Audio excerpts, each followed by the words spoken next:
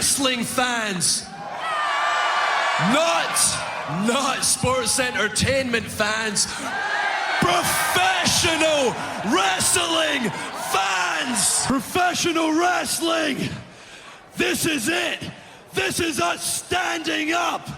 This is the Wrestling Matters Podcast, a podcast that stands up for professional wrestling. Why? Because wrestling matters. So join the revolution, because the revolution is now. Well, enough is enough, and it's time for a change.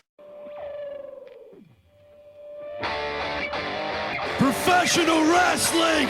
This is it. This is us standing up. Yes, yes, yes, yes, yes, yes. That's 13-14.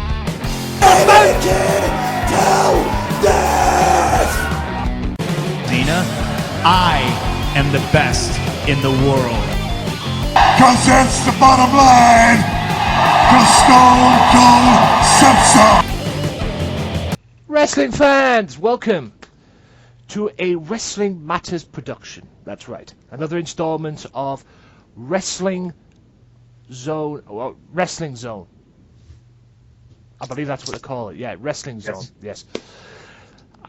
It's been a while, ladies and gentlemen. It has been a while. We've both been very busy, so I might have lost it a few times. It's hard to get used to.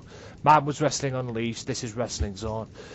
And yes, he's back, ladies and gentlemen. Ladies and gentlemen, please welcome back to the podcast, Michael Larkin. Hello, Anthony. I'm happy to be back. Wrestling Matters Podcast fans, hello. Yep, back for another installment. Yep. Another installment of just general wrestling, basically, as we always do. And as I do on his show, I go on there. And I'm not going to lie to you guys, I do feel like Jim Cornette sometimes when I'm on that show. But anyway, because, you know, it's like Jim Cornette expressing his opinions like he used to do back in the old days. Yes. But, yeah, it's just another general wrestling banter kind of talk today and giving our views and opinions on the world of professional wrestling. Now, we'll kick off with a topic that, like we were saying before we came on air, Michael, I had a discussion about this the other night when I was at the Butter match. One of my colleagues got into a discussion about the direction of where Raw has gone and SmackDown in general, the main roster. I'd say NXT, but NXT's kicking ass at the moment. But about the Raw and SmackDown main roster and storylines as well. What is your take on the direction of the main roster at the moment? I mean, I'll give you a quick example. 2.5 rating. Well, yeah. Be honest, I as a fan, I like what I'm seeing. I mean, I like the whole Roman Reigns, being in chase for the title. I mean, I listened to your review of the Survivor Series, and yes, I do believe he did get royally screwed, but I do enjoy the chase. I'm looking forward to seeing him go against Sheamus, at the TLC next week. I mean, I've been enjoying the shows. That's just me personally, how I feel as a fan. I know some people have had, other opinions about it, but me, I've just been enjoying it for the last couple of weeks. Yeah, I've had an opinion as well. The night after Survivor Series was just poorly booked. It was just poorly put together. It was like it came across like it was put together at the last minute. Kind of thing. Yeah, I could see where you're coming from there. Yeah, it was like it was put together at the last minute. I mean, there was no shocking moments. There was no things that attract my attention. And this is the way it's come to, guys, with Raw and SmackDown as well. I mean, at the moment right now, nobody cares about SmackDown. Yeah. But Monday Night Raw, 2.5 rating. And you wonder why Vince Russo was having a pop. Because, it is diabolical the way the direction's gone. I mean, compared to what it used to be. And this is why people are signing up for the network. Whether they like it or not, they're signing up for the network because they want to sign up to watch the Attitude Era Raw from about 97 to about 99. Because that's when Raw was fucking epic. At its peak. Was at its peak. As they say, like a fighter, where you say the fighter's in the prime. Raw was definitely in its prime around about that month. Around about that era. Definitely. I mean, some of the shit that went down on there, they didn't, They weren't afraid to take risks. You know, it was just great stuff. And I'll watch it when I can get the chance. I shut it on, switch it on, and see what's up and everything. And like I say, some of the stuff was good, and some of the storylines were good as well. They were good written, and plus it was 2 hours, which is another diabolical thing. I mean, what were you like when they first announced Raw was going to be 3 hours? I felt that it was probably going to be very challenging because, you know, sometimes sitting through a pay-per-view for 3 hours is just, depending upon, you know, how they book it and stuff. So I thought it would be a challenge for them. And, you know, as you can see towards the 3rd hour, you know, they changed the channel. But I liked it when it was 2 hours. I think they should have stayed at 2 hours. Yeah, the thing is with it's not the first time. They have done it before they decided to go full-time with 3 hours. Mm-hmm. They have done it before with 3 hours. Mm-hmm. They have done the odd shows here and there, you know, like a Raw Homecoming or whatever the fuck, or even Slammy Awards. They've even done it 3 hours. But I was hoping that it would go to a Nitro kind of thing. But, like I said, the direction it's gone. And Batista quite rightly said in a little interview that I had with him and Chris Jericho, it's because of the PG-13. Yes. I mean, they took all their tools away. And WWE main roster, at the most, I don't know if you would agree with me on this, Michael, but WWE main roster, Raw and SmackDown, is not believable anymore. Yeah. It's not believable like it used to be. I mean, back in the day when they had blood and shit like that, fucking hell, it was believable. And they were respected. I mean, don't get me wrong, there's probably about a majority of the roster that want to kick ass and go out there and wrestle. And, you know, and bust their ass and go to war. But they're not allowed to do that. It's like the Divas division. Probably a lot of talented wrestlers on that Divas roster, but they weren't allowed to go out there and kick ass. Because they were made, not to strike. I mean, I watched a documentary about Brooklyn and everything with Sasha Banks and that, and they first told them that don't strike or don't do any of the wrestling stuff, you know, just be a diva. And it's like, what the fuck, you know?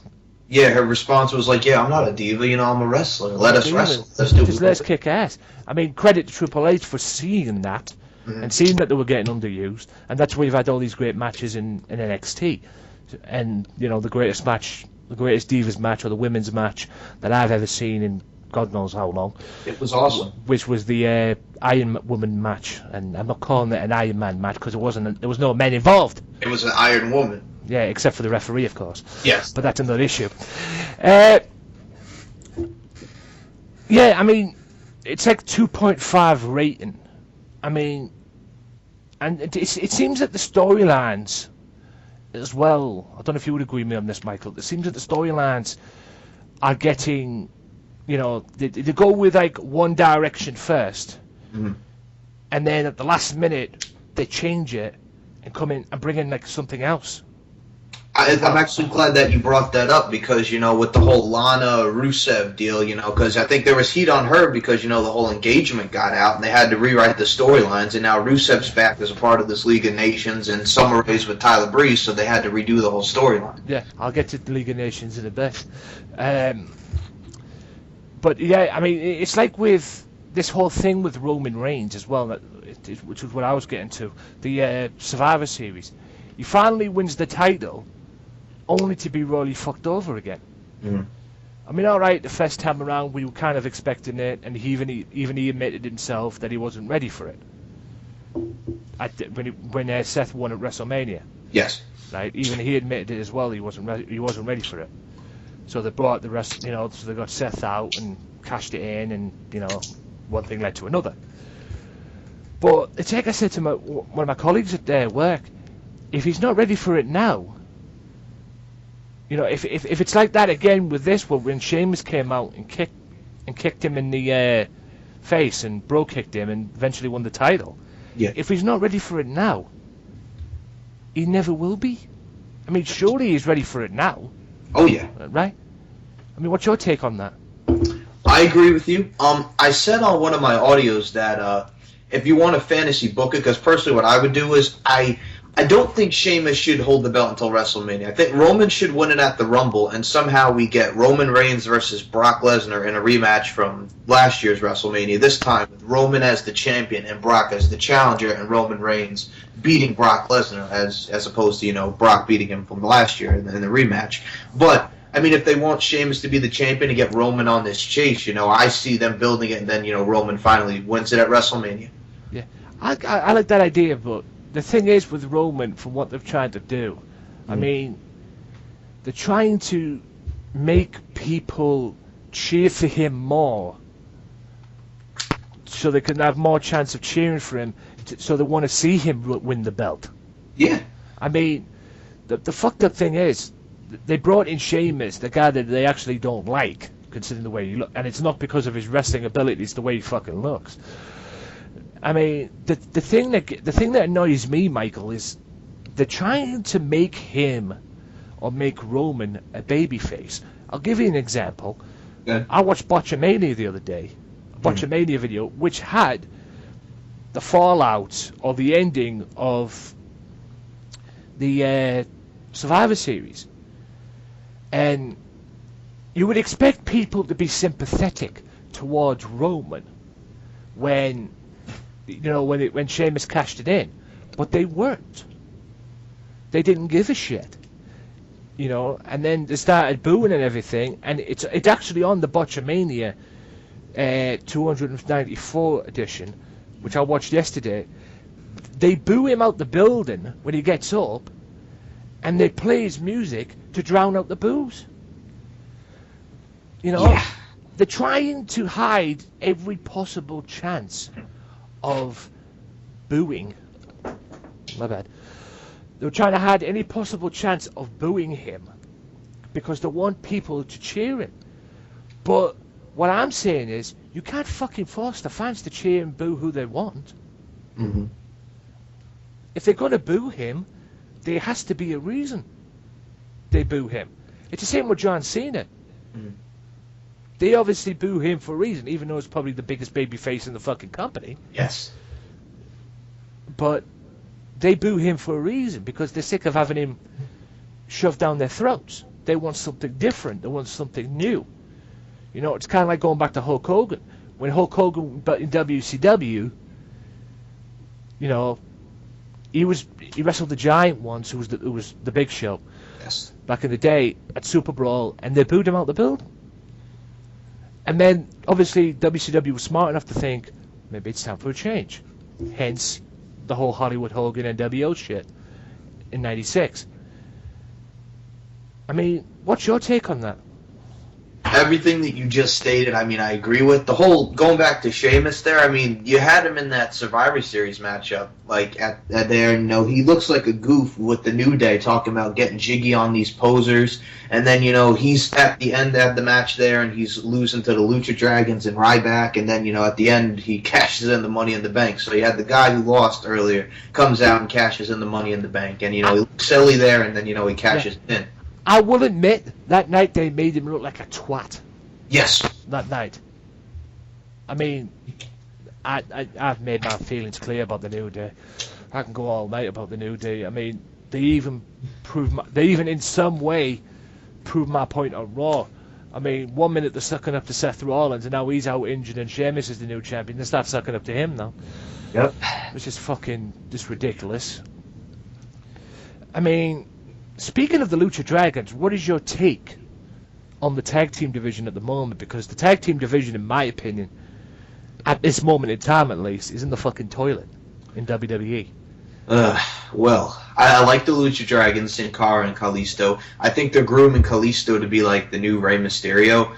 I think they're both very good athletes. I like the Usos, but they did announce that the New Day is going to defend against the Usos and the Lucha Dragons for the tag titles at TLC. I'm looking forward to that match, but I'd like to see some new teams get in there. I mean, I think they're making Titus O'Neil and Stardust like the Booker T and Goldust of 2015 with the stuff that they've been doing. I mean, they're trying to, I don't know if they're breaking off the primetime players, but they're making like Titus the solo guy out of that team.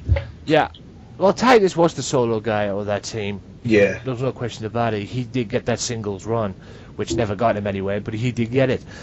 I don't know if they're making Stardust and Titus O'Neil the Booker T and Goldust out of that group, out of that situation, because, you know, Titus, I mean, they've only just brought back the primetime players. Yeah.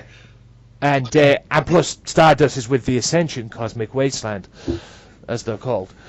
So I don't know if they're doing that, but there seems to be in the pipelines a feud between him and Goldie, Stardust and Goldust. I was happy to see him back. He looks in great shape. I mean, I'm very happy that he's in the spot that he is, because he's also been one of my favorites, you know, since the natural Dustin Rhodes days, the whole, when the early start of Goldust, when he started teaming with Booker, when he started teaming with his brother. I've just always enjoyed that character. Yeah, I used to call Booker T and Goldust the Keenan and Kel of wrestling. Oh, one of my favorite shows. Yeah, one of mine too. I love that show. Back when Nickelodeon was worth watchable. Exactly. But now it's not. Imagine not many shows are worth watchable now.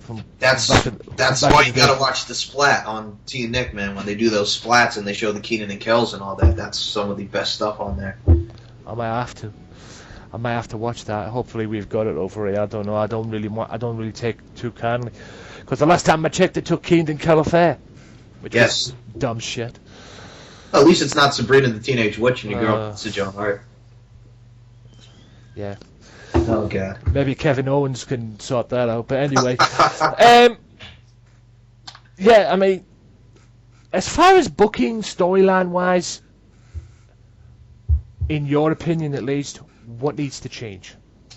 Oh, man. They got to do... A lot has to change. I mean, they got to just make these guys look credible. I mean, Tyler Breeze has been having, he's been flip-flopping. He's been losing. He's been winning, They're doing the thing now with him and Dolph Ziggler where, Dolph beat him on Raw, Tyler beat him at Survivor Series, and I'm assuming the rubber match is going to happen at TLC. But, I haven't exactly liked the way that they've had Tyler Breeze, been having him on the roster. I don't think they've used him good. I mean, in NXT even, he was losing a lot on the big specials. He was having the great matches, but, he needs to get some wins under his belt. Yeah. I mean... They did the right thing with him when he won it at Survivor Series, when he beat Dolph at Survivor Series. They did the right thing there.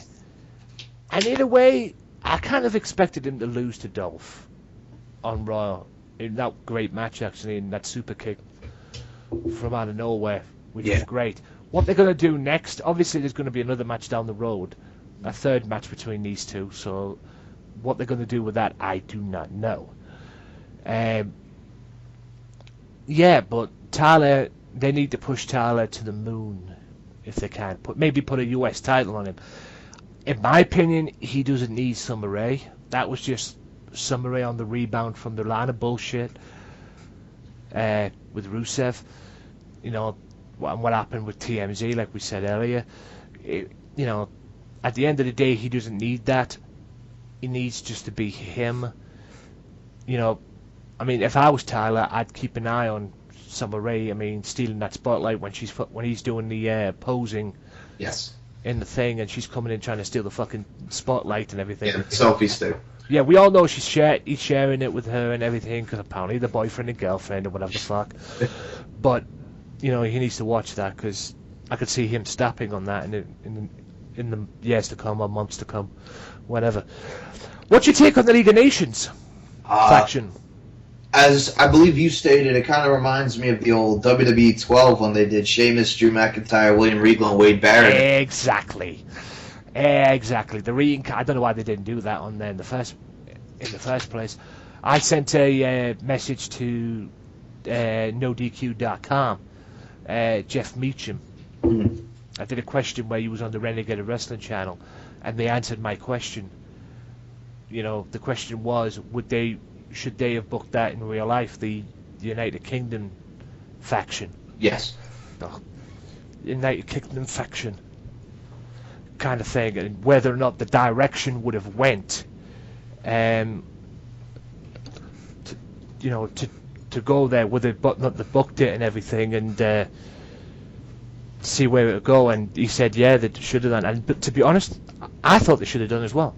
Yeah. Now, the funny thing about that is, Anthony, isn't it funny that when you play these video games that you sometimes wish they would incorporate stuff that they do in their video games into real life? Yeah, because that was a good group, actually. It was.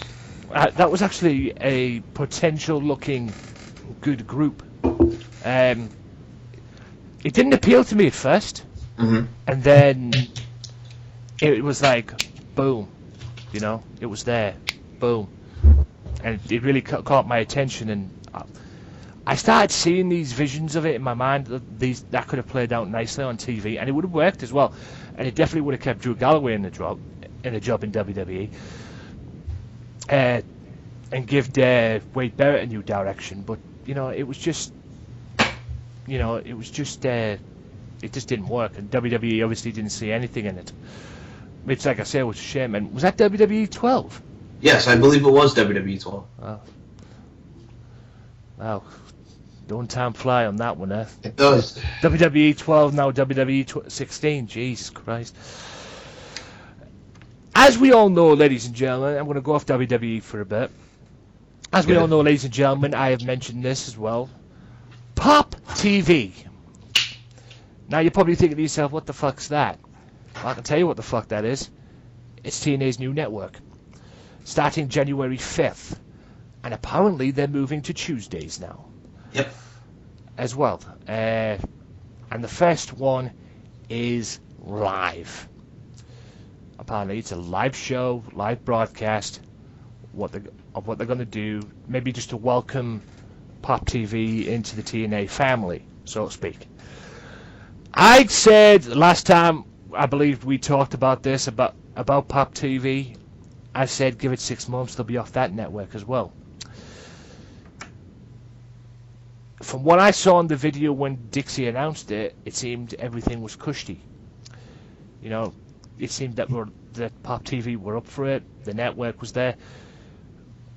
Do you think this could work, and do you think this is good for TNA? It's always good to be on the new network, but considering the relationship that TNA has had with the network since leaving Spike, do you think this could be good for TNA? I agree with you on the fact that it's good, you know, that they have a network, but I kind of also agree. I think it's only going to last a short time, like maybe 6 or 7 months. I don't see them going as long as they have, you know, with the Destination America and the Spike. It's not going to go as long as they have with Spike TV. I think it's going to be another short-term run. The only way they can probably stop it from being a short-term run, because that's the way I see this as well. Vince Russo was spot on in what he said. Can't believe it. Yeah, you heard me correct, ladies and gentlemen. Vince Russo was correct. Things need to change in TNA, big time. And I can tell you one thing that definitely needs to change. This recording malarkey 3 months in advance. Recording shows, was it 3 months in advance, 2 months in advance? Yeah, 3 months in advance. I mean, you've got I can give you an example. I believe they shot a match between Drew Galloway and Grado that was part of a World Title Series. I believe that match was shot in July. Yes. That's my point. Yeah. I mean, for fuck's sake, I know Raw wasn't live before. I know Raw was a taped show. But they didn't tape their shows 3 months in advance like TNA did. You can do that. You can tape shows, but you can't tape shows 3 months in advance because it's going to ruin the schedule of the pay-per-views. I mean, you're trying to build something into a pay-per-view. Say you're trying to build something in a pay-per-view. Not that TNA have much pay-per-views anyway. I mean, at the moment right now, the only 2 pay-per-views they got from what I've seen is Bound for Glory and Slammiversary. Yep. All the rest of the shows are network specials. I mean, in my opinion, the main top thing that needs to change is this 3 months in advance recording crap. Okay, what do you think needs to change? What is your main thing they need to change? Well, I agree with you on they got to stop recording with the 3 months in advance, and I'm pretty much, I don't know. I enjoy their wrestling because I think all those guys and gals work hard. It's just, the main thing is just taping it in advance and just, try not to do stupid stuff. Just make better storylines. You need to make changes, like Vince Russo said, make them changes. Yeah, and like they all say as well, and like, again, Vince Russo correctly says, there is a little bit of creativity in WWE, but it's all bad. Yep. It's all horrible. There is, at the moment, zero creative in TNA. And that's got to fucking change. Big time. Because otherwise, they're going to be back to square one again this time next year. They'll be looking for a new network. Give it, like I say, 6 months. Or 5 months, whenever. They'll get kicked off the network if things don't change, and they'll be back to square one again. There's a lot of things that need to change. I mean, to be honest as well, and I might get heat for saying this from TNA fans, but then again, they might agree with me. I mean, I got heat for replying to a comment the other day, which I'll get to in a second. Josh Matthews, lead announcer on TNA. He needs to go. Yeah, he's got to go. He's horrible. No wonder they got rid of him in WWE. Okay, I am not a big Josh Matthews fan. I never was anyway. Back in the day in WWE, but back in WWE, he was like, yeah, okay. But in TNA as a lead announcer, he's let that power go to his head. Apparently, he's rude to people on Twitter. He has a go at people on Twitter, i.e. Jim Ross. And his attitude sucks. And whoever came up with that idea to replace Tenay with him, quite frankly, wants shooting. Because, alright, Tenay is not the best in the world, but he's better than fucking Josh Matthews. That is true. Okay. I mean, if you were in TNA and you were making these changes leading into a new network and that, and you were making these changes and you were changing the announce team, who would you have as announce team? All right, if Jim Ross wanted to go to TNA, I would have JR in there. Yeah. Him and Ted. Yeah. Because him and JR, if JR came into TNA, guarantee you right now, Josh Matthews would be the second choice. Yep. Would be the second choice announcer. Because Dixie surely ain't that dumb to realize she'll have the best announcer on the fucking planet. And put him second announcer to freaking, or a color analyst to Josh Matthews. I mean, I couldn't understand why WWE had JR as a color analyst to Todd Grisham. Yeah, Todd Grisham. What the fuck? If there's anybody who needed that spot, was Todd Grisham. Yeah. JR should have been the lead announcer for that. But somebody came up with an idea, oh yeah, we'll put JR in the Jerry Lawler seat, and yeah, we'll make Todd Grisham and put Todd Grisham in the lead announce role. What? The only time I liked Todd Grisham is I think when him and Matt Stryker were doing ECW as a color commentating team. I mean, they were pretty good. They were okay. They were all right. They were okay. I mean, I think Stryker carried that ball. He did. Because Todd Grisham is not a good announcer. That's why he went back to ESPN. Yeah, same with Coach. Coach is in ESPN now, too. Coach was better than Todd Grisham. He was. I agree with you there. I thought Coach was entertaining. If I had to pick, at least Coach had the balls to do stuff. Mm-hmm. Yeah, he got in the ring, too. Yeah, and he got in the ring, too. I mean, Coach, the difference is with Todd Grisham, he was always at the wrong place, the right place at the wrong time. He was always interrupting people. Remember one time when Cena came out to save Maria Kanellis, who's now in Ring of Honor, from Umaga. I remember that. Because she was getting her ass kicked by Umaga. Cena comes out, saves the day. Next minute, friggin' Todd Grisham comes strolling in. Oh yeah, I thought you had the night off and everything. What does he get? He gets an FU for it. AA to you and I now. Yeah. But You know, that was all the situation. And even when Edge was performing and relaxing backstage at one time with Alter Bridge, he even interrupted that. I mean, I would have flipped if I was Edge on that night. Oh yeah, that was when they were performing his theme song. He's like, "God, Todd, I'm just trying to listen and hang out with my guys, Alter Bridge." And then they're the guys who sing my theme song, for God's sake. Yeah. I mean, I'd have flipped if I was Edge. I'd kicked his ass if he did that to me. Yeah. But anyway, I mean, all in all, a lot of things need to change. I don't mind the Pope as a colonist in TNA. I don't mind that. Yes, he has done stupid things while he was there, and, you know, probably Josh Matthews has driven him to do stupid things as well. But there's a lot of things in TNA that need to change. I mean, I even find it hard to believe, and I'm not saying they don't have a great group of talent on that roster, because they do. Even I'll say that right now. But when Todd Grisham says, "Oh yeah, we got the best roster on the planet and everything," oh, as he said once at the start of a pay-per-view, I believe it was Bound for Glory. He said, "Oh yeah, we got the best roster in the world, the best wrestling roster on the planet, and everything like that." Considering the direction TNA is going, I think wrestling fans would find that hard to believe. Yeah, I heard Josh Matthews say that, and I'm like, really, dude? You guys really got the best roster out there right now. Yeah. You might have the best roster. Shame you haven't got the best company. Yeah, right? You know, I mean, the fucking direction sucks. You suck as an announcer. Hopefully, big things will change in TNA in January. And hopefully they can get back to doing more pay-per-views again. Because it's all the financial problems. I mean, even Kurt Angle's retiring early January, I think. I heard, yeah. Yeah, he's announced the UK tour is his final, is his retirement tour. Mm. And we all knew that anyway from watching WhatCulture.com, because he said he was going to retire. Whether he'll come back to TNA or not when he retires, who knows?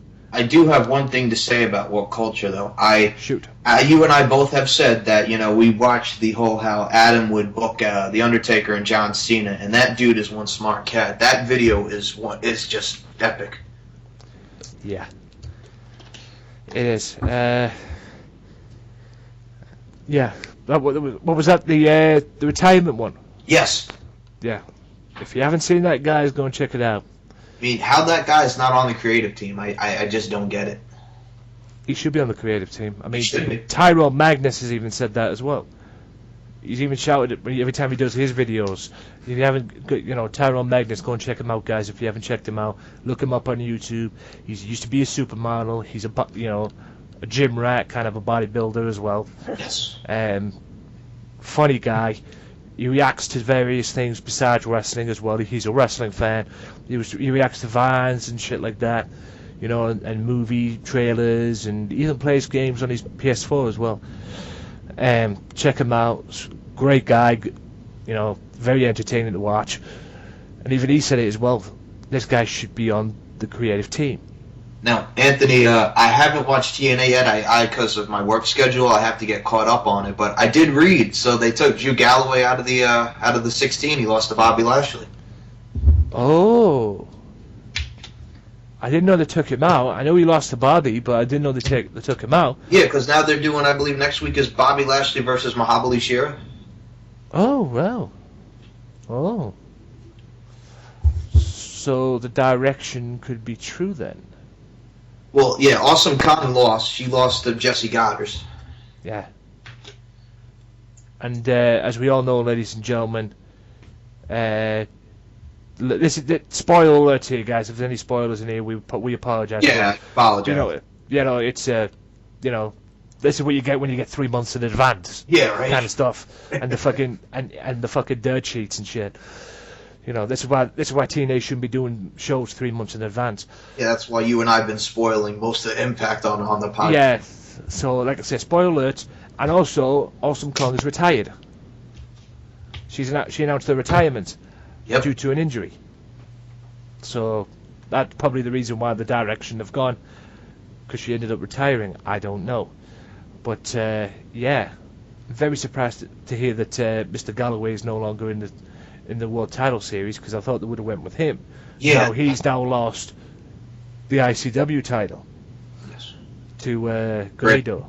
Yes, you heard me correct, ladies and gentlemen.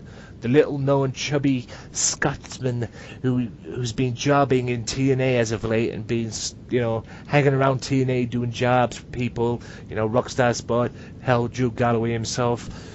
Yeah, that was like another one I had to pick. What the hell was that with the whole he's dancing and all of a sudden Bram just rolls him up 1, 2, 3? It was so quick.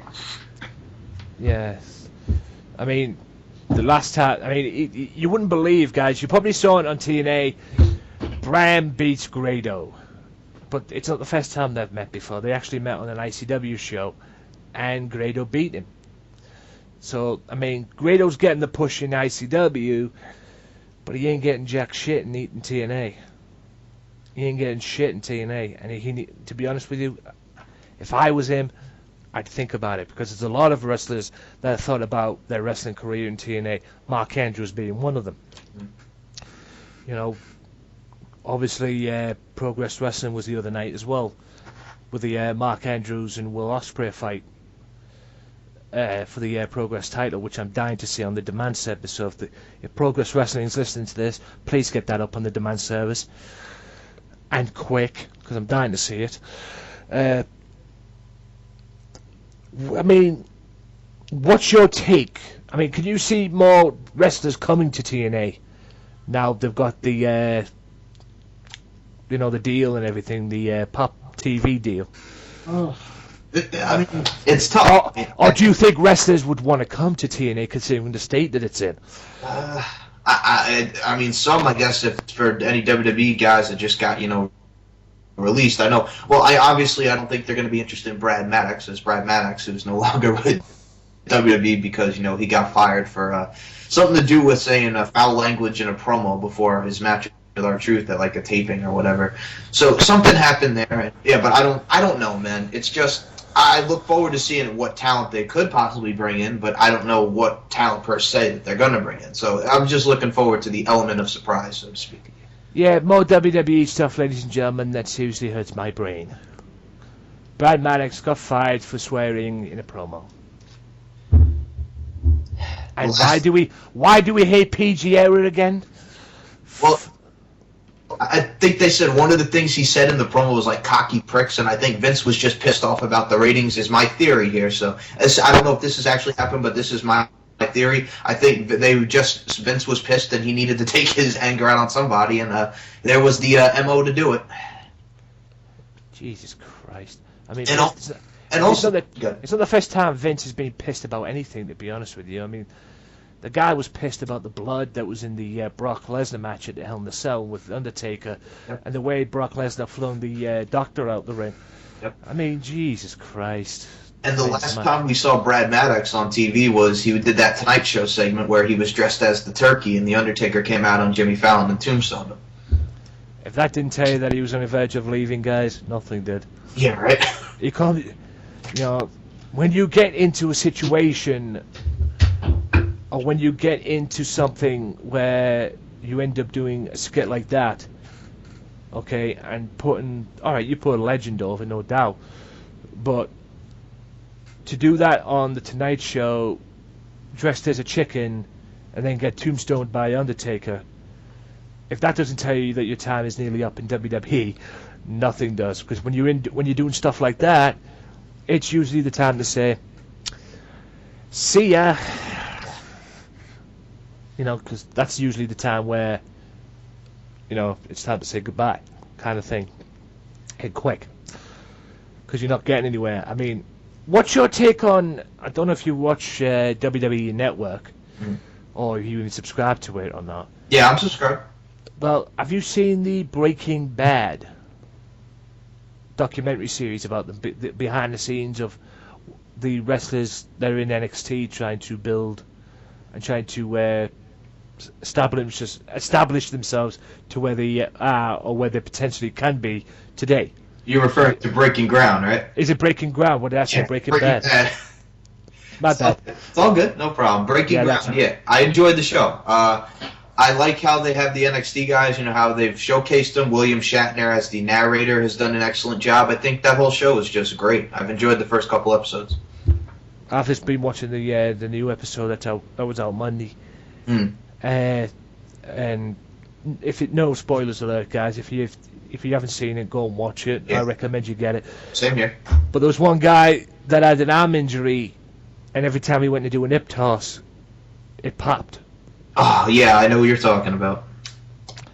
And towards the end, they're all bringing people in. Nia Jax getting a raise, Apollo Crews getting a raise, and, getting another contract and shit like that. And, Nia Jax as well, that big monster that you've seen on NXT as of late, kicking ass, squashing people like Kaylee Ray and shit. And it was actually related to The Rock.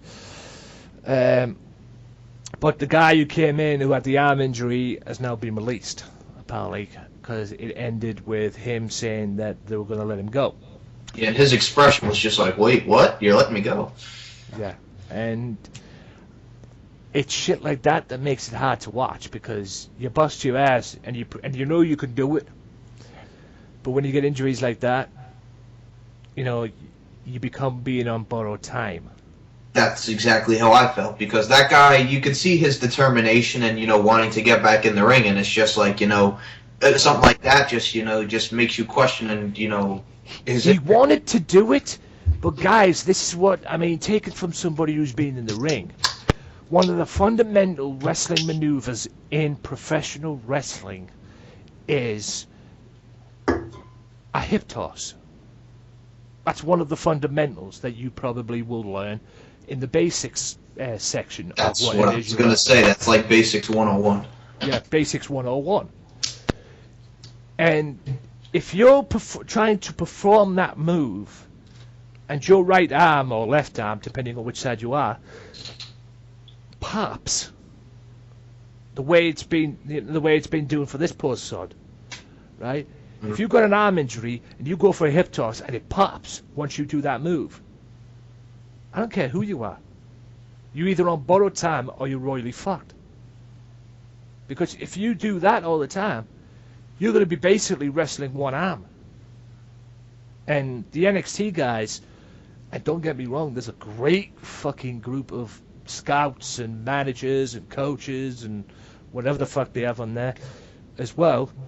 They're not going to see you. They're going to know you got potential, but when they see you with that injury, they think, nah, he's not going to last. It's all right having all these potential saying that you could do it, but with the injury like that and everything, and it pops out every fucking chance it gets, it's on borrowed time. The trainers and all that, the coaches are no joke. They know what the hell they're doing. You've got Jason Albert on there, who is Bill DeMont's replacement. Yep. Considering what the hell he is. Perfect guy to replace Bill DeMont as well, because he's been up and down the roads, especially in Japan. We've got Sarah as well, who's the leader of the Divas, the women's thing. She knows her stuff. Mm-hmm. William Regal. Yes, Billy Gunn's on there as well. But it probably won't be for long, considering what happened with him and the steroids that he's been doing with the bodybuilding bullshit as well. But the thing is, at the end of the day, even British wrestling sensation from back in the day, Robbie Brookside, is even there. Now, you're probably thinking to yourself, who the fuck's Robbie Brookside? Okay, yes, he had a stint in WCW. I remember that very well. And he's a British wrestling fan. He was a British wrestler over here in the UK as well. And you're probably thinking, why the fuck's he on there? He's never been in WWE. He might not be in WWE, but he's Regal's buddy, first of all. And he knows his fucking stuff. He's a smart cat. Yeah, he knows his stuff. That's why they have to have, people who can, who know what the fuck they're doing. Because if you don't have people on there that don't know what the hell they're doing, or if you have people on there that don't have a clue, the guys are not going to succeed. It's as simple as that. Speaking of simple as that, I saw a comment the other day which made me fucking laugh. And I got my balls busted for it. Some git on YouTube, I was watching an old TNA video, back when TNA was watchable. Yes. Some twat on YouTube commented, and I wanted to get your take on this. And I know it's going to hurt your brain, because it fucking hurt mine. He mentioned about the X Division being the stepping stone and the thing that got TNA over in the fucking first place, which was true. To begin with. But the comment that got me was Don West equals TNA's JR. What the fuck? That's exactly what the fuck I said. Don West, yes, you heard me correct, ladies and gentlemen. Don West equals TNA's JR. You mean Mr. QVC, buy, shopTNA.com, shopTNA.com? Yeah, that's not JR. Yeah. And I got my balls busted for it. It was like, what's the problem with that and everything? JR doesn't need... Don West should not be in the same fucking sentence as Jim Ross. As Jim Ross, for fuck's sake. Like Michael correctly said, Mr. QVC, Mr. fucking... Shop, TNA, bye. And he was Amazing Red's manager for like a short time in TNA. No, yeah, he was Amazing Red's manager. He was also Amazing Red's biggest fan going back to the early days on the weekly pay-per-view. Yes. On the weekly pay-per-view. Correct. Motherfucker wouldn't be biased. He even wanted to see him beat AJ Styles at one point. Yeah, the Go Red Go. The Go Red Go bullshit. I mean, Jesus. I mean, I got my ball. I'm not gonna lie, guys, Michael. I got my balls busted for that. I'm sorry, but listening to that is just ridiculous because Jim Ross and Don West are completely different, and those two should not be in the same sense. It's like one of these things is not like the other. It's pretty much what that is. Yes, it's like Kevin Dunn having stroke in WWE. Yeah, I don't get that one bit. A producer who all of a sudden has become relevant in wrestling booking and you know, storylines and development of character and of people's characters and who should get a push and who shouldn't get a push. Well, one of my favorite shoots is when Jim Cornette and Paul Bearer, aka Percy Pringle, may he rest in peace, used to bury the shit out of him in a Ring of Honor shoot. Yes. Mind you, Jim Cornette does it without Percy Pringle. So That's true. That's true. So, also, ladies and gentlemen, I'll mention this as well. I'm sure you probably listened to it on my last episode of the podcast. TeamDavyBoySmith.com. My question is, have you all signed the petition? Now, for those of you that don't know, guys, this is a petition to get Davey Boy Smith in the Hall of Fame, WWE Hall of Fame, where he belongs. It's been going for a while now. I did a video of it the other day, which I played the audio on the last episode. The episode just gone, I believe it was 87. I've lost count, and I know I was nearly at 90 there, but anyway. I mean, it's just a petition. People, wrestling fans in general, like myself, as well as other people getting involved as well, like a Road Warrior Hawk, even Booker T getting involved, trying to convince Vince McMahon and co. at WWE to put this guy in the Hall of Fame where he belongs. Now, obviously, you're going to agree, Michael, he should be in the Hall of Fame. What's your favorite moment of British Bulldog? Going back to the times where you started watching it. Well, the obvious one, since I have seen this incredible match, the British Bulldog versus Bret Hart, Wembley Stadium, SummerSlam. Yeah. British Bulldog and Owen Hart against Stone Cold Steve Austin and Dude Love for the WWF World Tag Team Championships. I remember he actually wrestled, I believe, and he beat Crash Holly at an Insurrection for the Hardcore Championship in 2000, I'm going to say, or 99. Yeah. And one of my favorite is probably one of the most funniest segments is the Flair for the Gold with him and Sting. They're going to reveal their partner, the Shockmaster, and the Shockmaster falls through the thing, and then you hear British Bulldog go, he flat on his arse. He fell flat on his ass. Yeah. Yeah. If you haven't heard about that, I'm sure you all have, ladies and gentlemen, but that was just the holy shit moment indeed. But it's like people say, I can give you... There's a lot of guys that have went in the Hall of Fame. Stone Cold Steve Austin, Hulk Hogan, Macho Man Randy Savage, Ricky Steamboat, Ric Flair, and the list goes on and on. But guys, what you guys need to realize is this. There's a lot of other guys that are on another list who should be in the Hall of Fame and are not. Give you 3 off the top of my head right now. Bulldog being one. Owen Hart being another.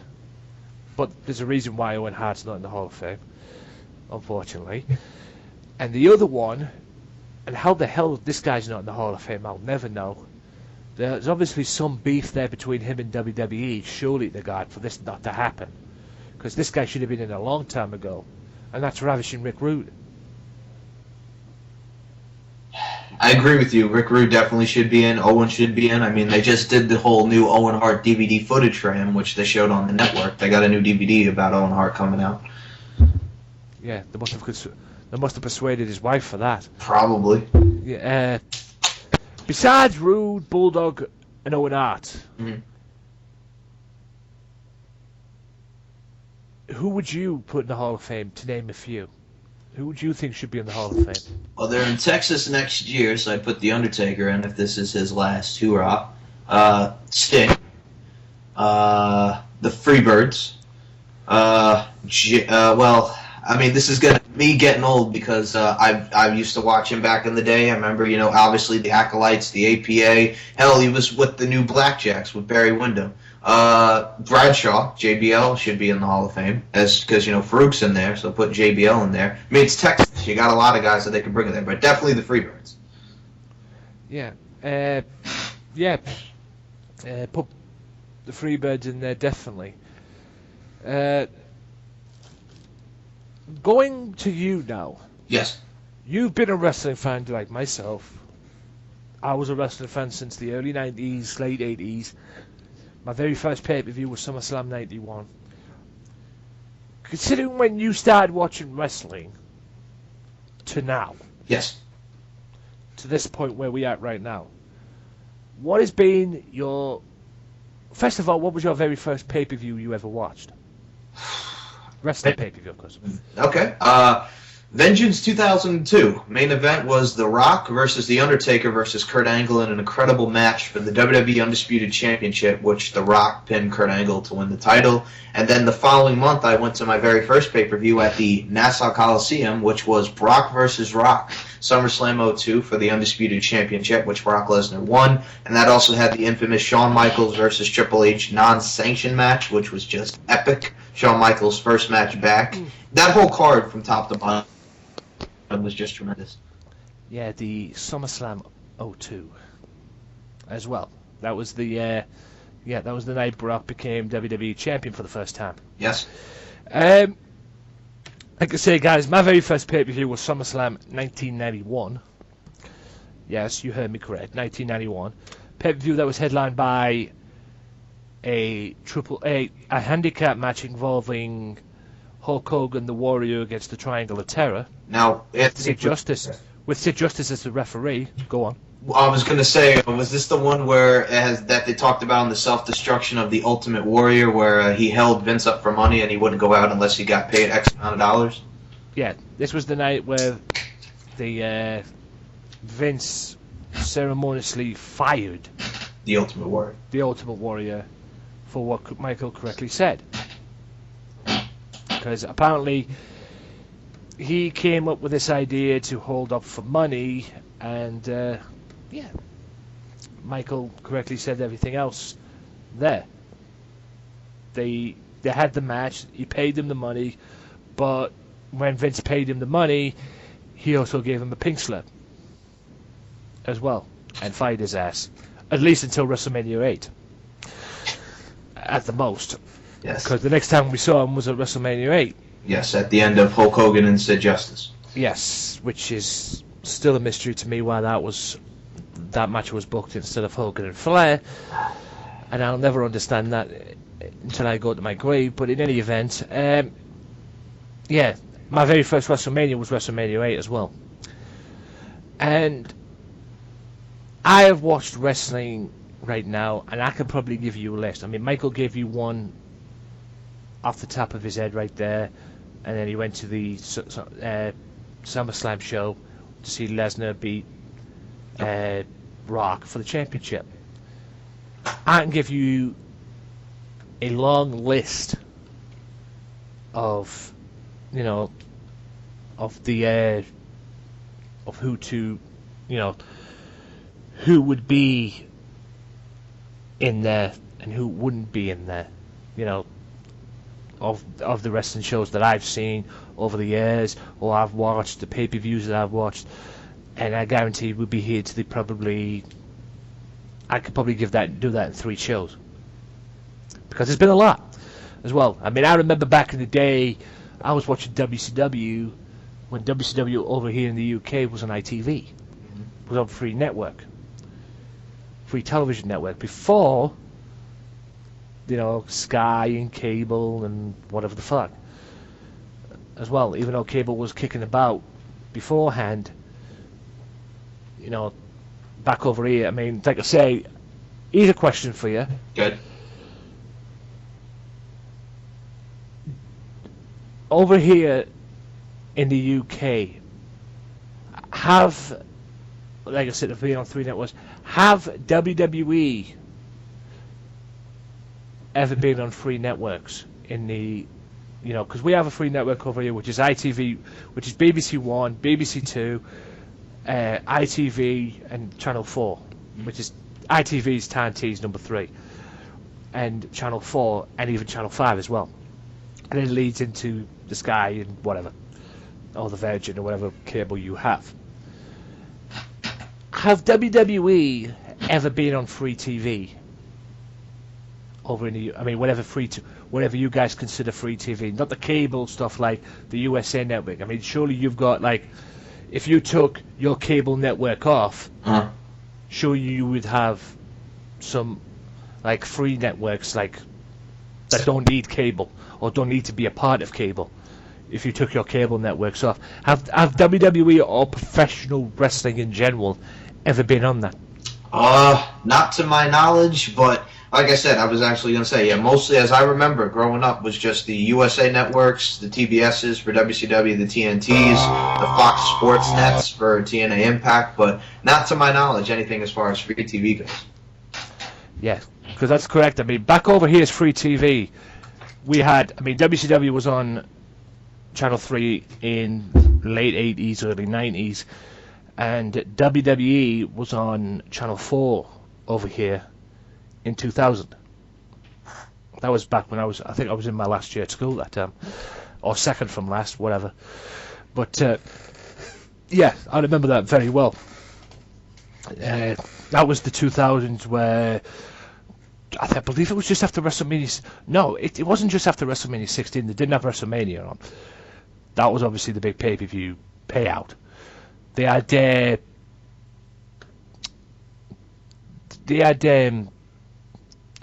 quite a few on there as well. They had Backlash after the WrestleMania pay-per-view. They even had the Royal Rumble 2000 as well, which was on. I don't think they played No Way Out. I think No Way Out was on Sky Sports. They kind of shared it, kind of thing. I mean, it wasn't, not all, the networks were on. It was all kind of sharing kind of thing. But yeah, that was then, and then it eventually went up to pay-per-view and Sky Sports, and then now the box office. Have you watched any, or have you got to see any, like, or be aware of any indies? I mean, what's your take on Ring of Honor at the moment? I enjoy it. I've enjoyed this week's with the whole Dalton Castle and War Machine against the Kingdom. I've been a fan. First Ring of Honor show I actually went to out here was in Ring of Honor, I'm going to say it was 05, and it was Bryan Danielson was on the card, and he beat James Gibson, who was Jamie Noble, for the Ring of Honor World Heavyweight Championship. And we also had Jay Lethal versus Low Ki on that show. You got to see Homicide versus Colt Cabana, and just a lot of great talents on that show. Nigel McGuinness. I've been a fan since 05. That's where I got started into that. I used to go to Lake Grove in New York here, Sports Plus. Used to have those events, and I've been a fan since 05, and I'm a fan now. And then we have Mikey Whipwreck's New York Wrestling Connection in Deer Park. A lot of indies out here. Yeah, I mean, Ring of Honor seems to be doing good business. I mentioned this when I was on James Belmont's Offshoot Radio program. Podcast, rather, whatever you want to call it. And we talked about Kurt Angle and Samoa Joe back in the day when Kurt first came to TNA. And obviously he wrestled and had them great matches with Samoa Joe. I discussed this with James that he probably shouldn't have beat Samoa Joe first came in. Well, James said that. But do you agree that what is missing nowadays in wrestling is not enough time limit draws? And do you believe that time limit draws, as far as storyline-wise goes, of course, do you believe they could still, I mean, if done right, of course, they could still play a part in professional wrestling today? I mean, all right, Ring of Honor are doing it, as we all know, with the 60-minute draw they had with Lethal and Strong. But do you think there needs to be more of that, as not just in indie wrestling, but do you think WWE needs to incorporate a little bit more of that as well? Oh yeah, definitely. To incorporate, the fuse. The guys have this. They go back and forth. The one guy gets a win, and then the other guy gets a win. Then you have like this. Then you have like the rubber match, but then it's a draw, and then you do something else to culminate the end of it. But yeah, definitely have a time limit drawing because makes fans want to see it more. Just it all depends on how you book it, obviously. So yes, definitely. Yeah, I mean, at the end of the day, I mean, I think this with James as well. Obviously, it all depends on how you book it, but he obviously agreed with me that if it was me, I would have booked Samoa Joe versus Kurt Angle, the very first match of the three. The very first match in the three, I would have booked that with, maybe, how can I put this? Like a time limit draw first, and then have Kurt Angle win. I mean, I like that, man, because, you don't get a clean finish for Joe. I mean, Joe still remains undefeated, so, yeah, I like that. Yeah, that's what I said anyway, but, I mean, we still had the great matches from them three anyway, and, I think they made each other in both the matches as far as TNA goes, but we all know the direction ended up, that Samoa Joe ended up going. Yes. Unfortunately. I'm just trying to think at the top of my head where I can go. Apologies for any interruptions during all of this. If you heard any interruptions or anything during all this, guys, or anything, but it is what it is. I'll try and edit it as best as I can. No problem. But it is, it is what it is, ladies and gentlemen. It just is what it is. This is just general wrestling chat, general wrestling banter, as we always do.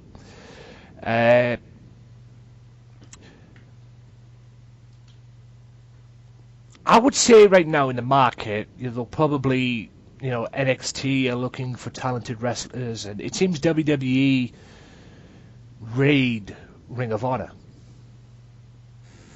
don't they? I mean, yes. It's clear as day they always end up bringing Ring of Honor talent. Seth Rollins, a.k.a. Tyler Black. You've got Kevin Owens, Kevin Steen, Daniel Bryan, Bryan Danielson, Sami Zayn, El Generico. Sami Zayn, ladies and gentlemen, El Generico, and people like that. Do you see any of the roster in Ring of Honor now at some point going to WWE. I mean, I could see somebody go out of there. I can name you one. But could you see, off the top of your head, could you see somebody or a bunch of guys going from Ring of Honor? And if so, who? Okay, I'll mention this. I mean, lately, the latest thing I read about as far as like NXT goes is that Solomon Crowe, who was formerly Sami Callihan, just asked for his release, and he got it. So no more Solomon Crowe. So, I mean, if they want to get some more new talent from Ring of Honor, I'd get Adam Cole. Kazarian was there in 2005 for a cup of coffee. I mean, he quit like after about say a month into it, and he's matured after that. But I could see possibly Frankie Kazarian. I don't know, Adam Cole definitely, and I don't know. I'm gonna stick with those two. I'd probably say that as well. I'd probably say that as well. Kazarian would fit, and hell, quite frankly, Christopher Daniels would probably fit in NXT. But back then there was no NXT with Kazarian, and he was getting fucking destroyed up on the main roster, so that's why he left. I did not know Mr. Crow's left. Yeah, they just announced that. Like yesterday or the day before. It was during the week sometime. Yeah, Solomon Crowe, I guess he wanted his release. They weren't doing nothing with him, so he requested his release and he got it. Now he's taking bookings for CZW. Excuse me. And he's going back there, I think. He's going back to Combat Zone Wrestling. I've had somebody who's I think works or associated with Combat Zone Wrestling, and has offered me some interviews with ZZW wrestlers, Combat Zone wrestlers, to promote their Cage of Death. The Cage of Death show, which is coming up as well. I haven't heard out, but I don't watch that much Combat Zone wrestling, unfortunately. But I'm willing to help any promotion there is. Ladies and gentlemen, if they need help, or if they want my help, I'll be glad to give them it. At the end of the day, wrestling matters. I don't know if I've ever been a fan of Combat Zone Wrestling, to be honest. I used to watch it when it was on the Wrestling Channel, saw it a few times as well, and it's never really grabbed my attention that fully, like the ICW and the Progress Wrestling has, and the NXT has, and Ring of Honor. It's never really grabbed my attention, but I'm willing to work with them, and I'm willing to work with people, not just Combat Zone Wrestling, other wrestling promotions as well, to help us get them over as best I can as well. But yeah, maybe look out for that in the coming months. I haven't heard out back. I just had it on the Wrestling Matters Facebook page, facebook.com/WMPodcast. And I've just had it to the point where it could be I could get some interviews, but I'm always up for interviews no matter what. I'm always up for interviews as well. It's just getting them. That's the difficulties. That's why I haven't had that much interviews during these first 87 episodes of the podcast. I've had a few, but I haven't had that much. I'm looking to branch out. I think I might wait until I've hit the 100 mark and then start really going out there. At the end of the day, the Wrestling Matters podcast is a small podcast at this moment in time, but I am busting my balls to get this thing out there to you people and to more people, because at the end of the day, just like the Wrestling channel, the Wrestling Matters channel as well, I want this to be a podcast where people can come on and express their opinions without being told what to do or what to say, or at the end of the day, I don't cater to kids. I'm not PG, as many people probably think I should be. I'm not going to mention any names, but I'm not a PG guy. I don't kayfabe on here. I don't promote,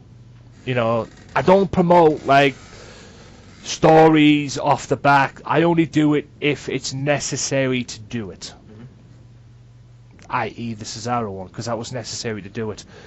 I mean, I don't know what you guys are like on the S&M show podcast, but I don't copy other people. I mean, there's a lot of people on YouTube that promote and, get news from other sources and then put them up on YouTube for people to know and whatever. I don't do that. I try and be original. I try stay original and just bring the best that I can in professional wrestling. Yeah, Seems to be working so far, especially on the YouTube page, since I've got 138 subscribers at this moment in time, at least. Hopefully that will grow, and it will grow if I have anything to say about it. But like I say, I'm just trying to keep everything original. I'm not trying to copy anybody. I'm not trying to compete with anybody too. That's pretty much what I do, Anthony. I was actually going to say you make a great point there, because that's usually what I do with my wrestling audios. And when we do the S&M Show podcast, we discuss wrestling, we discuss his topics, what he likes. So we just go back and forth, and we're just very original with the stuff that we do. So that's I don't compete. Oh, don't compete with that or anything like that. I mean, I never signed this up to compete with anybody. I mean, Sunday Segway, they do their thing, but Kenny always watches my back and everything, and I sometimes go on there with him. Unfortunately, the last time they invited me on the show, I couldn't because I was working the Leeds match the next day.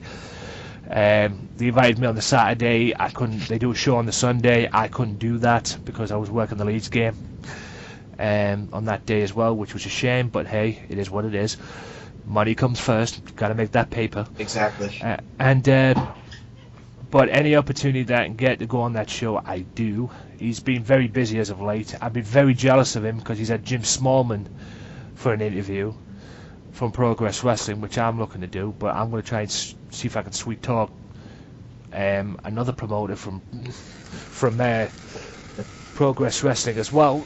Maybe I'll get Jim as well, because I actually like Jim.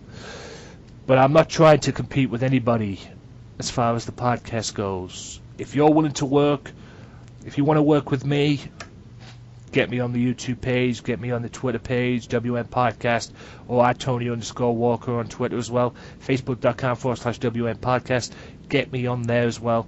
And hell, I'll be willing to work with you, depending on what you bring to the table. If it's what I like, I'll do it, or I agree to it.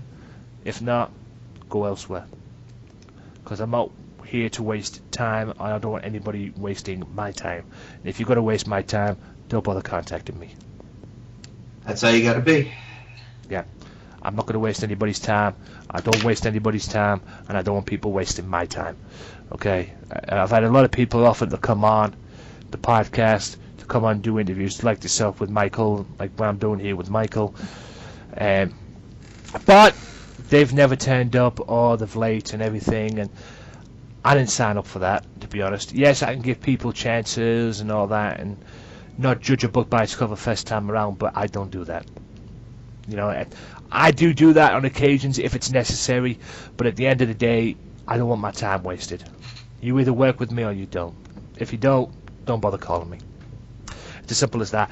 All I'm aiming for to do is promote the best in professional wrestling. That's why we talk about WWE, Ring of Honor, TNA, the Indies, what have you. We just talk professional. Indies, British wrestling in general as well. Yeah. I will be talking about Progress Wrestling again in probably the new year.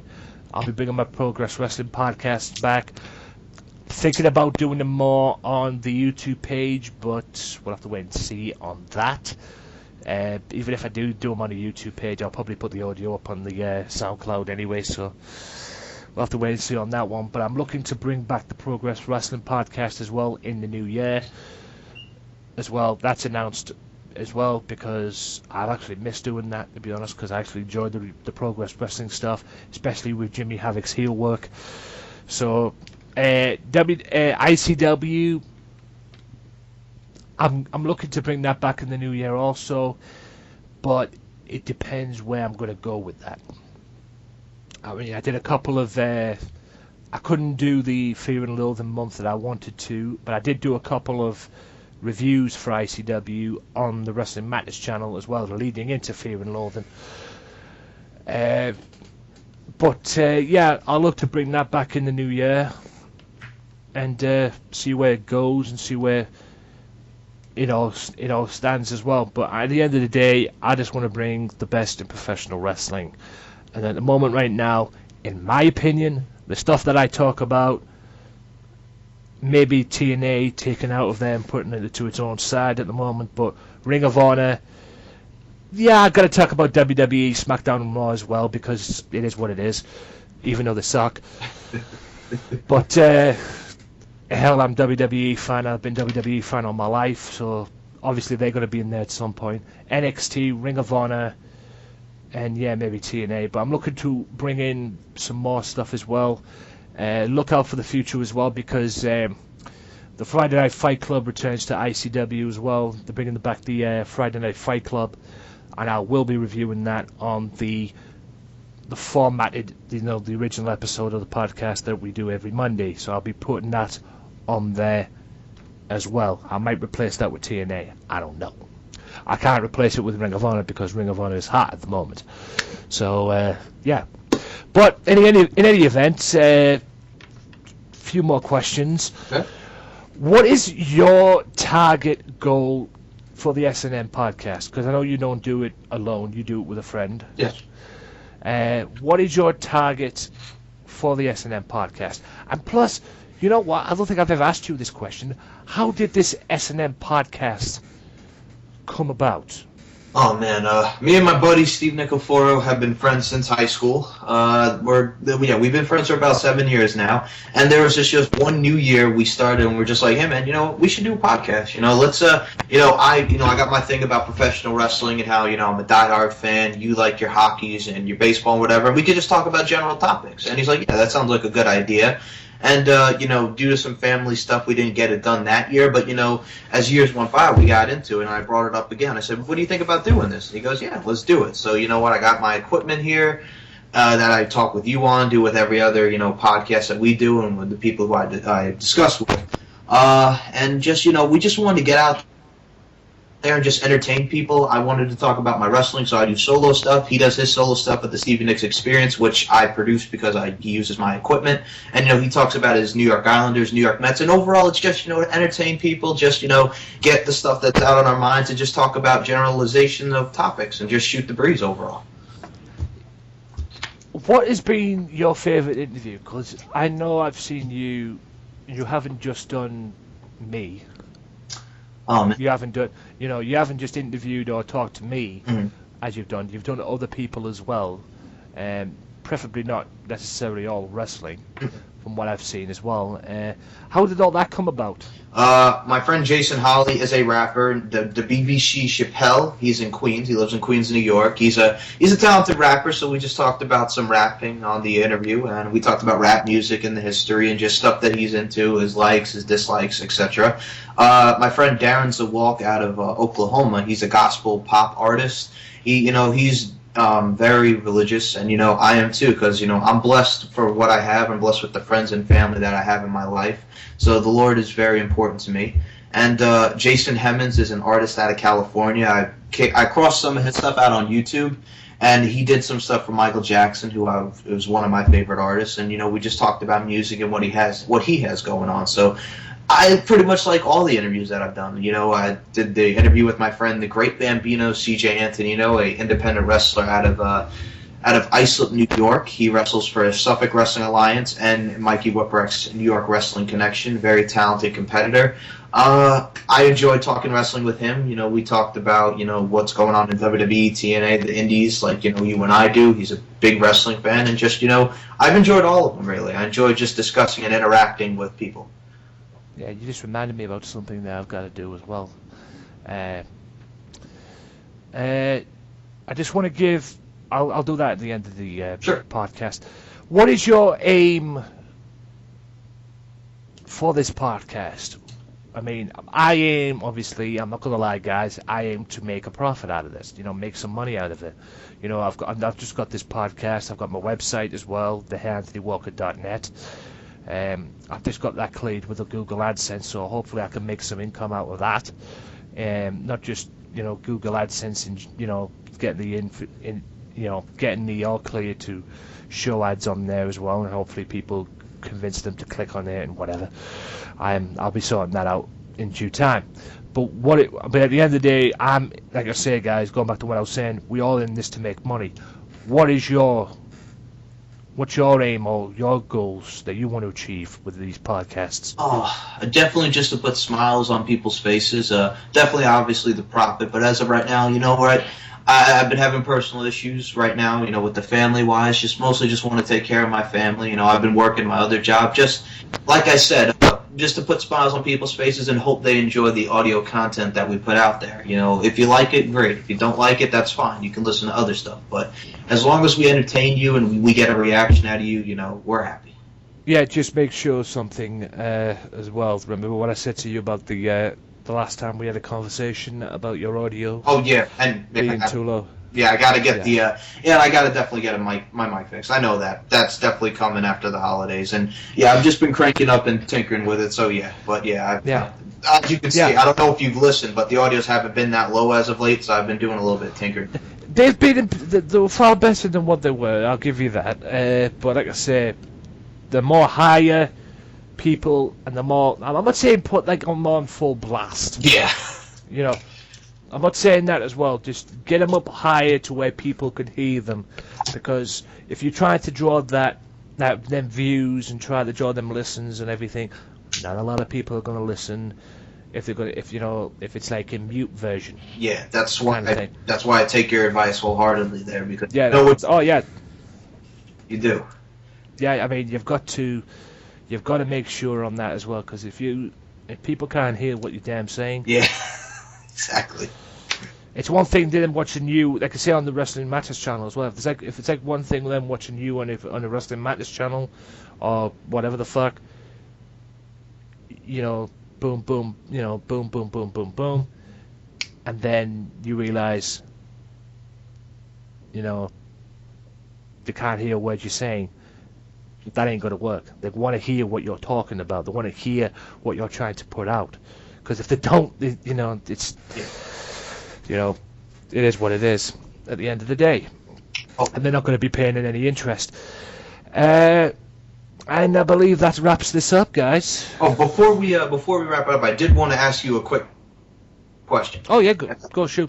Okay, on Raw we did see the Dudleys, you know, with the tables with the Wyatt's name on it. I think it's interesting because I think we could turn this into an 8-man tag at TLC. I think it should be the whole Wyatt family against the Dudleys and Dreamer, and I think their partner should be a returning Rob Van Dam. Do you think that should be a good idea there? Do you know what? You just reminded me about that, because I actually had the same discussion with the guy at work about this, who they could bring back. Mm-hmm. Maybe they can get someone, maybe like a Sandman, to come back if he's in shape, or if he's in good nick, you know, to come back, and maybe they can have a ECW versus Bray Wyatt, you know, ECW versus Wyatt family. Because I'll admit, I wasn't expecting Tommy Dreamer to come back. Because he's doing the House of Hardcore situation and, you know, his own promotion. And I'm not gonna lie, guys, I've saw a few bits of the House of Hardcore. Bobby Roode matches, you know, Young Bucks versus Team 3D. Yes, you heard me correct, Team 3D, Dudley Boys, as well. And they do some good stuff, and he does some good stuff. So the only thing that, I mean, I was surprised to see him back, and the only thing that tells, or as this tells me, he's got to have come up with a deal. Or he's got to have come up with some sort of a deal involving him, WWE, and the House of Hardcore promotion. His promotion. There's got to be some sort of deal there lurking with WWE and the House of Hardcore promotion that Tommy runs. There's got to be some sort of a deal there, otherwise he wouldn't have come back. Because why would you want to come back to WWE when you're running a promotion? Exactly. You know, when you're running your own stuff and everything. So surely... it's probably not a full-time thing. Oh yeah. It's probably not a full-time, like a full-time thing. Maybe a part-time or maybe a here and there kind of thing. But there's got to have been a deal worked between WWE, Tommy Dreamer, Vince McMahon, and the House of Hardcore promotion that Tommy runs. There's got to have been a deal there. Whether it's partnership, whether Vince or Triple H in general sees... Because they were friends. Tommy and Shane were best of friends, apparently, and Tommy has worked on the committee for WWE as far as booking goes, and they held talent as well. He's even mentioned that in a podcast interview. So there's some connection there. But it's like with WWE with ECW. You know, ECW was behind the scenes partners with ECW. WWE was partners with ECW behind the scenes and everything, despite what they were doing on air. Because Vince and co. thought they could see their talent, the talent in ECW, and they had some great talent in ECW. They could be superstars in WWE. And it was also good ground for developmental at the time as well, developing characters. Like, you know, they had Brackus there, Yes. which wasn't getting anywhere in WWE at the time. Al Snow, who basically was on another planet until he walked into a mannequin head. God bless him, Darren Draws, who was the supposed third man LOD. in LOD. He wasn't getting anywhere, and he went down and did a time or two in ECW as well. You know, they developed all these characters in there, and you know, and even Heyman said it on the documentary DVD that he had, I am Paul Heyman, or my name is Paul Heyman. He had, like I say, it was Brackus, Doug Furness and Philip LaFawn. I believe it was just Doug Furness at the time. I don't know if Philip LaFawn. I believe Philip LaFawn was in there. I don't know. I don't remember. I know Doug was in there. Yeah, I remember being in there as well. Yeah, Al Snow and stuff like that. And Vince wanted Too Cold Scorpio and Doug Furness and Philip LaFawn's and that. But he was more worried about getting... And even Bam Bam Gordy was in there. Terry Gordy was in there as well. A Freebird member. But, he didn't, get that in there. He didn't get that connection with it. And Paul Heyman was worried about selling or letting what I call it go. Yes. Too Cold Scorpio go, because Too Cold Scorpio was apparently under some sort of a £1,000 deal with a company there, but Vince got him to pay said that he'll pay the firm, with $1,000 just to cover ECW. But yeah, I mean, like I said, going back to what I was saying, surely there's been a deal there worked with WWE and the House of Hardcore, Tommy Dreamer, Vince McMahon, and Triple H in general. Surely there has to be a deal, because that's the only reason, or that's the only thing that I can see on the reason why Dreamer came back in WWE. Like I say, obviously it's not a deal. It's not a supposed a deal with like for him to come back full time and everything, because like I said, why would you take a full time deal when you're running your other company? But that's the only reason I can see about that, because to be honest, Tommy Dreamer doesn't even need to be back in WWE. Or maybe he was back because it was Pittsburgh, and Pittsburgh is close to Philadelphia, and it was ECW town. I don't know, but will we see Tommy Dreamer again on Raw? Yes, yep. I would imagine he'll continue this fight with the Dudleys with Wyatt, unless Dudleys go out with, unless Dudleys go out and get Wyatt and get two more new guys and let Tommy Dreamer go back to what he was doing. But I could see this being an 8-man tag. It's obviously going to be a tables match. Mm-hmm. You could see that coming with the TLC pay-per-view coming up. But I don't see it involving Bray Wyatt at the moment, because Bray Wyatt has already gone through a table, and the Dudleys came out on Raw, wanting to put Bray, Bray Wyatt and co through a table. But the interesting dynamic about this is, it's going to be interesting to see how they attempt to put Braun Strowman through a table. Oh, yeah. But, I don't see this being, though, even though it would be fucking epic if they did. I don't see this being an 8-man tag. I hope it is.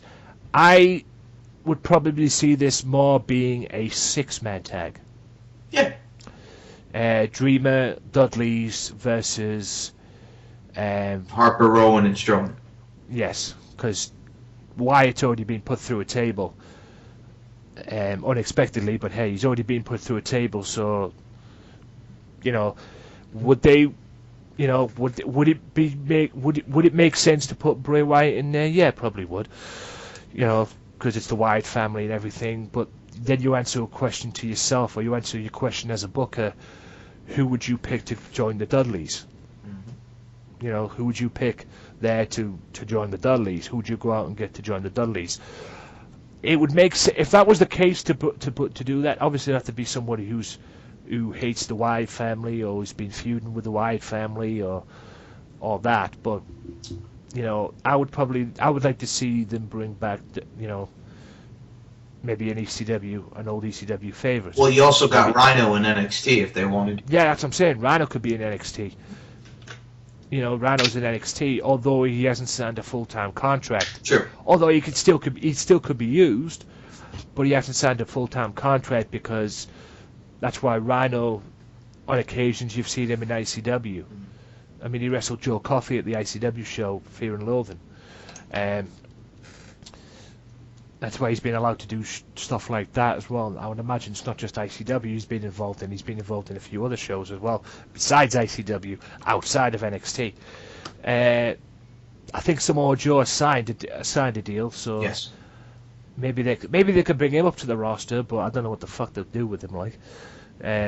I would prefer him to be more in NXT, and he's already developed a feud with him and Finn Balor, Prince Devitt, as well. But yeah, as much as I agree with you and see this to be an 8-man tag, or would like this to be an 8-man tag, I would probably see this more as a 6-man tag. But we all know it's going to be a tables match. Yeah, see that a mile away.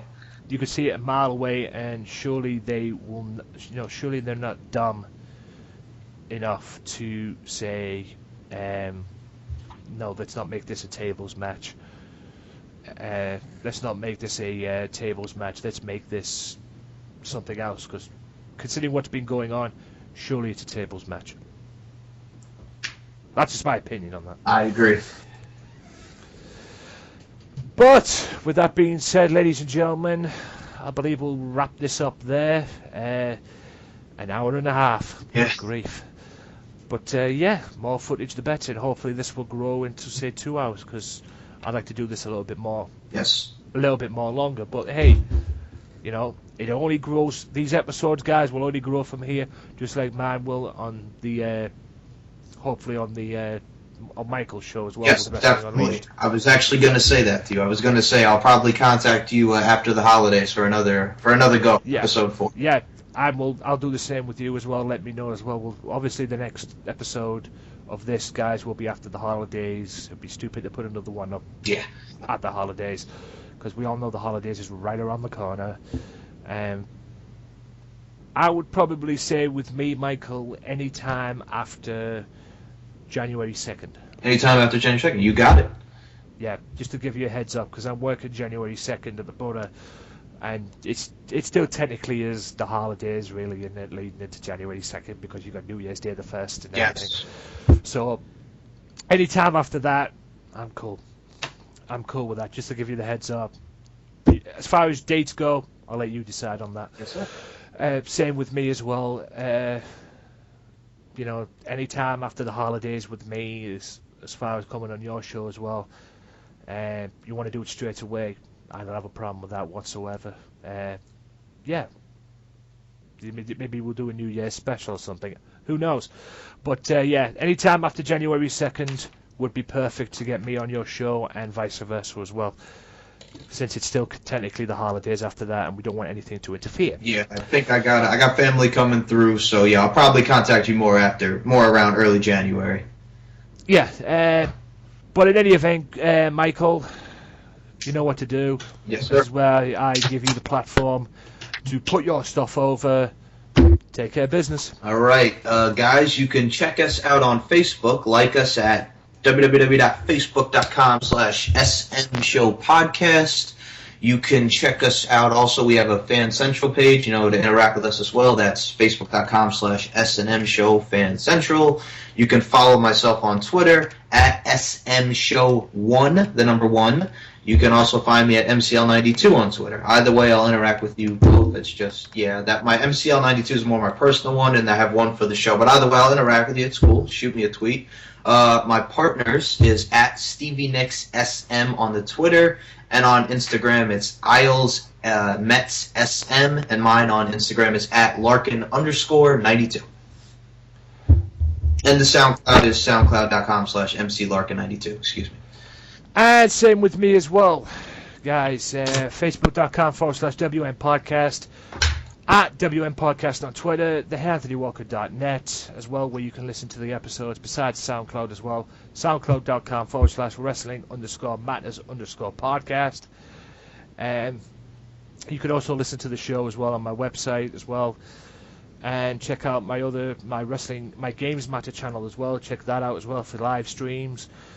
Hopefully at the start of the new year I will have a network for that channel as well. I've already got a network for the Wrestling Matters channel, so hopefully everything's a good net. I can't put the network on the Games Matter channel yet because I'm still connected to another network which I'm waiting to be released from. Once I get the clear to be from that, I will be able to put the network on the Games Matter channel as well for the time being at least. And without further ado, guys, my name is Anthony Walker. For Michael Larkin, I am Anthony Walker, like I say. And until next time, guys, peace out. Happy holidays. Well, enough is enough, and it's time for a change! Professional wrestling! This is it! This is us standing up! Yes, yes, yes, yes, yes, yes! That's 13-14! Make it till death! Dina, I am the best in the world. Cause that's the bottom line. Cause Stone Cold said so.